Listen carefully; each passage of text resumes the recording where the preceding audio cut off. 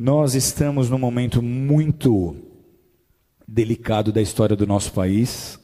Talvez não haja em nossa história um momento tão preocupante como esse aqui. Nós temos visto nos últimos anos o país mergulhando numa crise moral. É uma crise financeira, é uma crise política, mas antes de qualquer coisa ela é uma crise moral. Você que fez o módulo História da Igreja comigo, você já tem mais fundamento e mais discernimento, porque eu te trouxe informações das raízes da maioria dos partidos de esquerda. Eu não consigo entender líderes evangélicos que se dizem marxistas ou socialistas. Por quê?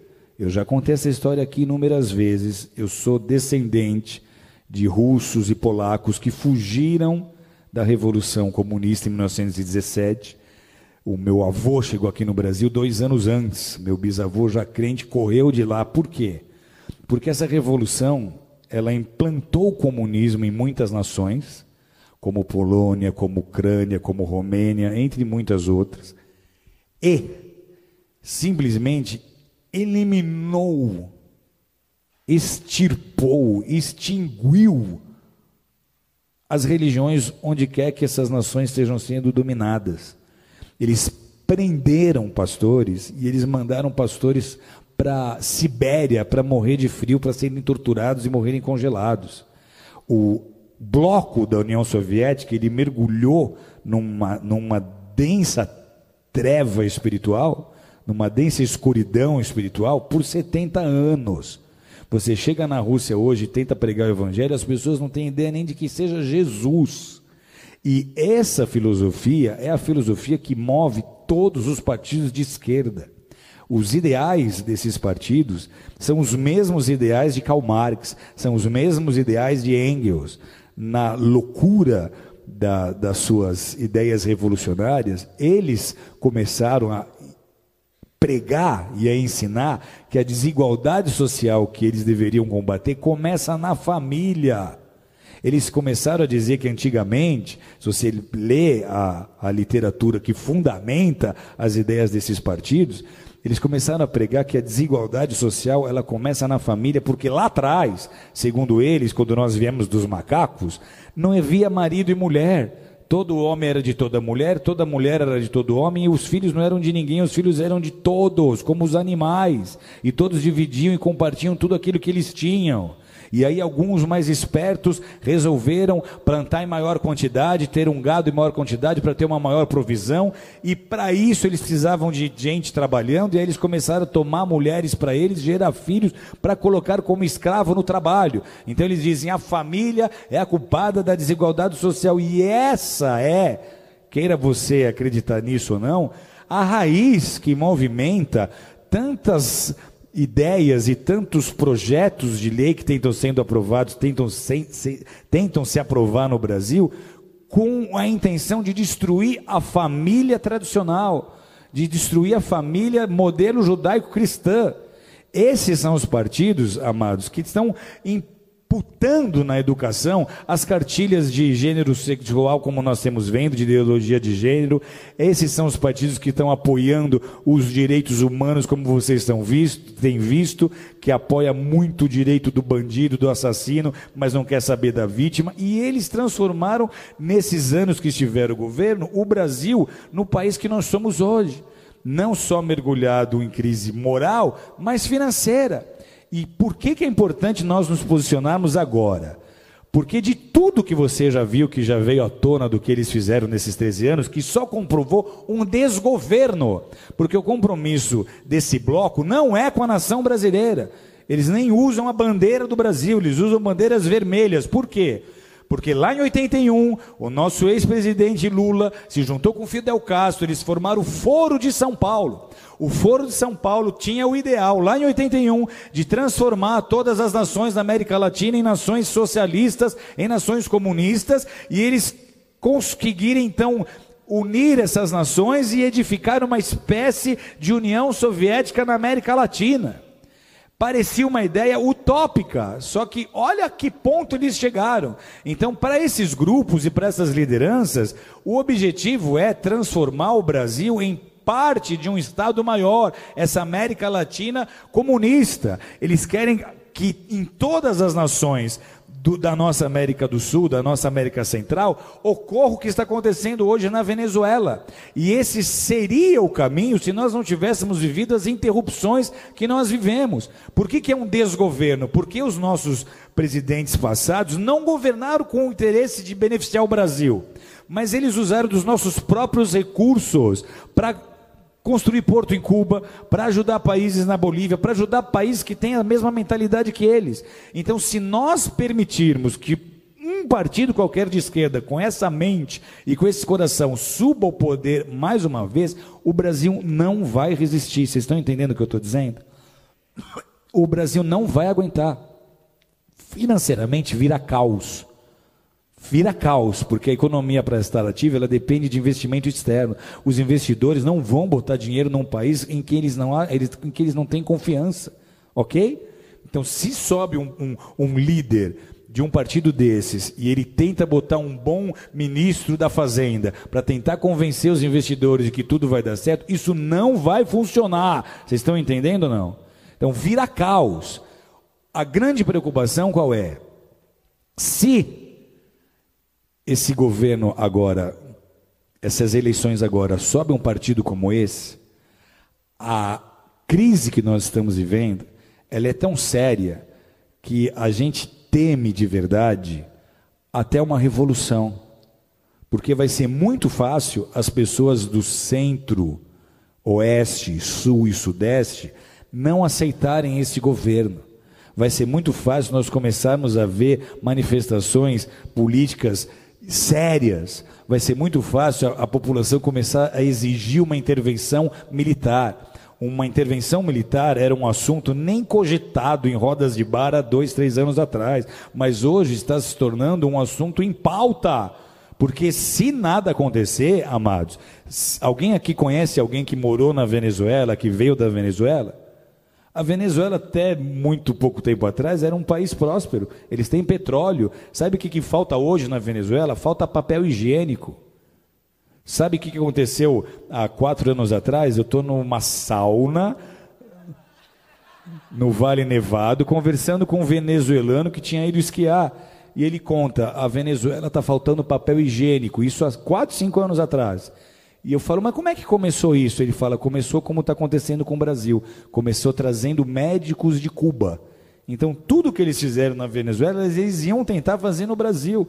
Se nós dermos a oportunidade deles subirem ao governo de novo, não será mais como foi da primeira vez. Você não vai ver o Lulinha paz e amor. Você vai ver o Lulinha revolucionário que vai tentar implantar o modelo político que ele acha que é o melhor para o Brasil. Sabe o que acontece com a igreja num cenário como esse? Tem ideia ou não? Primeiro, os nossos valores já estão sendo desprezados. Nós, para eles, somos o ópio do povo. Eles não veem valor naquilo que nós fazemos.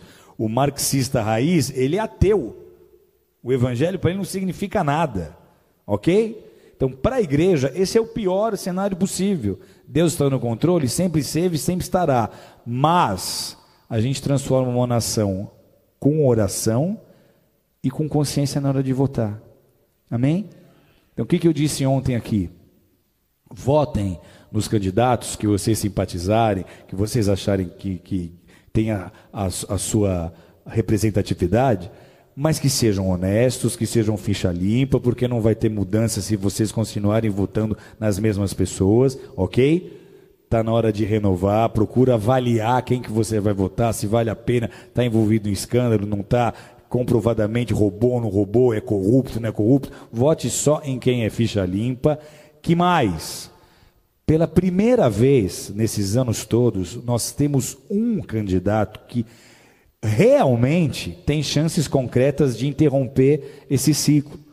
Com tudo que nós vimos acontecendo com Lula preso e com todo o desprezo que a classe média tem tido pelo PT, é incrível como as chances do PT reeleger um presidente são reais e concretas, ou o PT ou algum partido de esquerda aliado ao PT. Então, seja o Haddad, seja o Ciro, qualquer um deles que tiver o mesmo coração, que fizer parte desse bloco, que fizer parte do Fórum de São Paulo, nós teremos as mesmas dificuldades a serem enfrentadas. Estão entendendo comigo ou não?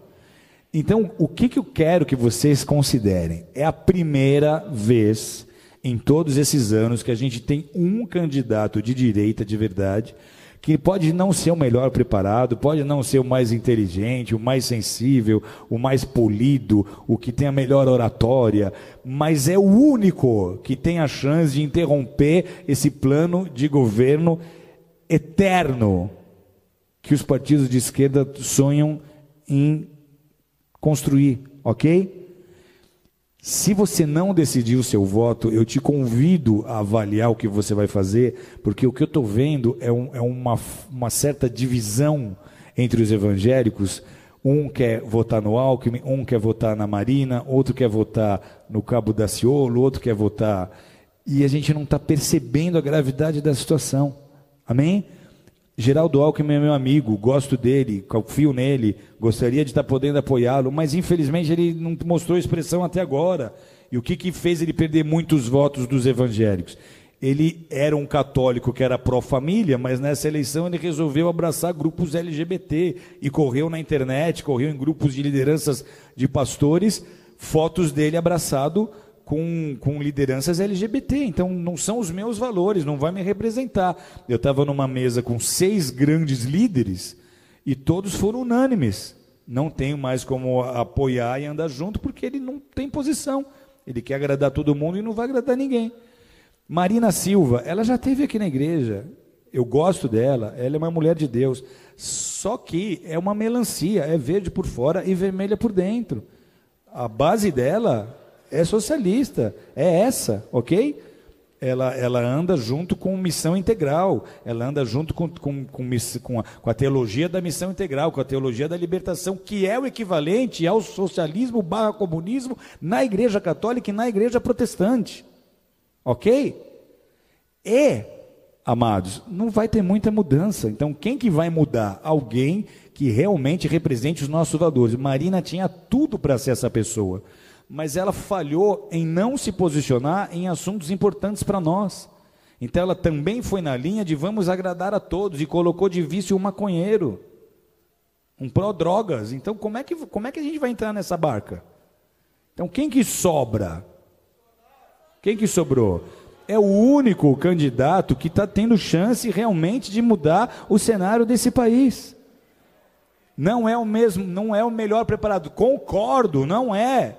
Só que é o único que a gente está tendo chance de ver agora entrando com força e interrompendo pelo menos esse processo, que foi o que aconteceu nos Estados Unidos com Donald Trump.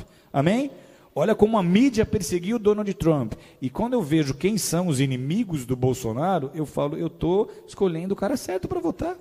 Porque ele representa aquilo que eu acredito. Ele é pró-família, ele é pró-Deus, ele é pró-valores, ele é pelos nossos princípios. E mais, ele tem a chance de eleger e de destacar ministros capazes, os melhores em cada segmento, porque ele não tem alianças com outros partidos. Como que uma aliança com outros partidos acontece? A gente vai fazer aliança, mas quando você entrar, esse ministério é meu, esse é meu, esse é meu. Ele não fez conluio com ninguém. Então ele vai ter chance de botar o Paulo Guedes na fazenda e os melhores e os mais capazes em cada segmento, em cada setor, ok? Essa é só a minha opinião. Se você tem outra opinião política, e saiba que eu te respeito, não quero manipular o seu voto, eu só quero te alertar para o cenário político e espiritual, porque isso anda junto. Aquilo que comprova um avivamento é quando os mandamentos de Deus viram lei. Quando numa nação, aquilo que é contrário ao mandamento de Deus vira lei, é porque o inferno está prevalecendo mais do que o reino de Deus. Tudo bem? Então é só para te dar um alerta, é só para abrir os seus olhos espirituais, é só para que você faça um voto consciente. Se você já tem sua convicção política, vá nela. Mas se você aceita o meu conselho, aceita a minha sugestão, Meu coração nós temos que nos unir, porque é a chance que nós temos de interromper esse processo. Se mais um partido de esquerda subir ao poder, o Brasil não aguenta mais 4 anos e nós vamos mergulhar numa depressão profunda, que daqui a pouco não sei nem se você vai querer continuar morando no Brasil. Aqueles que tiverem chance vão começar a ir embora, vai acontecer o que aconteceu na Venezuela, ok? É a chance que nós temos de interromper esse processo. Quem pode aplaudir forte a Jesus? Eu vejo pessoas assustadas porque ele é militar e o general Mourão também. Principalmente o pessoal da classe artística que sofreu na época da ditadura. Estava minha irmã em Cristo aqui, a Baby, e ela me mandou uma mensagem: meu Deus, não podemos deixar os militares, esses caras são casca. Eu tive uma amiga que foi torturada, botaram ela na cela com um rato, esses militares são tudo louco. Eu falei, era outra época, outra oportunidade, outra situação. O que ele falou que eles estão usando contra ele agora, você vê até que ele era 20 anos mais novo. Isso foi há 20 anos atrás, a mentalidade dele é outra. Realmente, quando ele colocou um general de vice, eu me assustei, mas eu assisti o general Mourão numa palestra para economistas. E ele deu show, e ele conquistou o coração dessa liderança de economistas, dos líderes investidores no mercado. Então a coisa está muito propícia para a gente ter uma mudança que seja favorável à Igreja de Jesus. Amém, amados? Bolsonaro não me deu um centavo para falar isso para ele, conversei com ele 4, 5 vezes. Pessoalmente, acho que tem outros candidatos mais preparados do que ele, mas agora não é o mais preparado. Agora é o que tem chance de interromper esse plano de dominação do Brasil e da América Latina. Amém? Se de alguma forma esse discurso te ofende, o despreze. Mas se você recebe um conselho de pai, nessa hora nós temos que nos unir pelo que for melhor para a igreja e para a nossa nação. Amém? Pode aplaudir forte a Jesus, porque Ele é santo.